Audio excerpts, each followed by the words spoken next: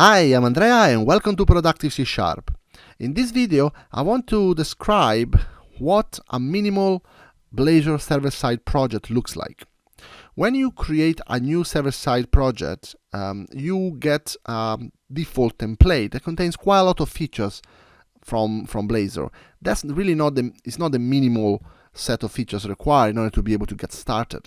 So I've taken the default template and removed everything that is not necessary, like CSS frameworks, layouts, imports, and other pages that are specific to the template. And I created this very minimal server-side Blazor application. So let me describe how this application looks like. You can use this in order to start learning Blazor. So the entry point is program, and program is effectively similar to an ASP.NET Core web application program that is creating the OS builder and then specifying the class that contains the configuration code.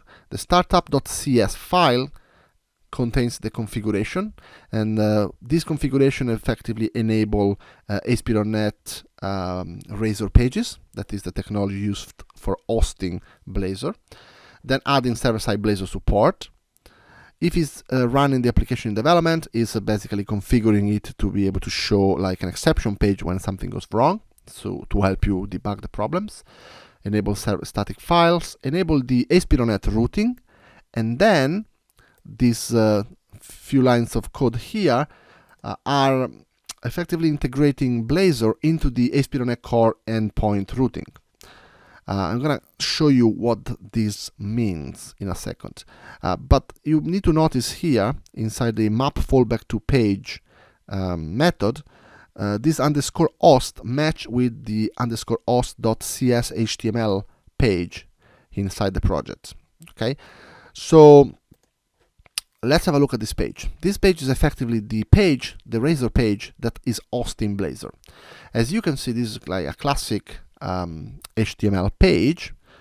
You can see that is including the script that is blazor.server.js. This is effectively the script that startups the Blazor SignalR connection and initialize the Blazor application. You have some like the page directive specified this is going to be the home page, and the namespace that specify where this page lives. This is effectively living inside the project C#.pages namespace. And more importantly, there is a bit of C# code that is rendering the app component. The app component is defined in this app.razor file, and let's have a look at this file here. This file includes a router component. So this component is basically responsible for doing all the Blazor routing. Is looking inside the assembly generated by this project and to find all the pages and try to match the URL to the page. If the page is found, it will display that page. Otherwise, it will display this content here inside the not found content attribute. That's effectively your 404 page.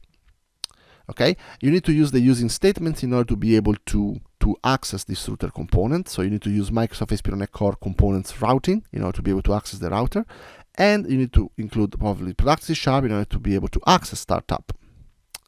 Okay, and then we have just a page called index.razor that is using the page directory to specify that this is the home page, and then with just a simple text, welcome to Productive C#. So the app.razor router component, if you try to navigate to the home page, will be able to find that index.razor actually is registered to serve the home page, and then will be rendering that. Otherwise, it will render this page. You can have as many pages as you want, and those will be displayed if the URL match with the page. And that's effectively how it works. Finally, there is just one bit of JSON configuration here that is effectively specifying two profiles that allows you to run your Blazor application inside IIS Express or directly inside a console application. As you can see here in Visual Studio, I have IIS Express, so I can press F5 and then start running the application. So let's see how it looks when I run it. I already have one run. Okay, there we go. You can see welcome to productive C#. Easy peasy. If I go to another URL, let's put Andrea, and you see that, sorry, this page was not found because there's no page that actually match this one. But this is something very interesting because I provided a URL that does not exist, but I'm actually looking something that is defined inside the app.razor. And that's effectively what this startup map fallback to page does. So under the covers is ASP.NET Core that is responsible for the routing. If you try to go to like /Andrea, the ASP.NET Core routing engine is not able to find it, and then is using this page here, _host, as the fallback page. But this page here, host, is the one that renders our app component. And the app component uses the router to try to find a matching page inside the blazor, like routing engine. But unfortunately, in this case, it is not able to find it, and it is displaying this page. So there are kind of two different routing mechanisms that are in play. One is the ASP.NET endpoint routing, and one is the actual blazor routing. So this is effectively something you need to understand in order to be able to get an idea of how blazor server-side works. So every single URL that you put in here will be routed through the _host page. And then after that, the blazor routing engine will kick off.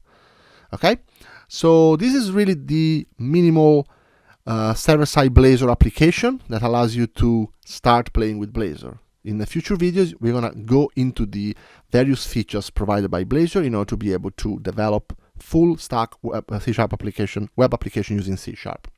Thank you very much for watching.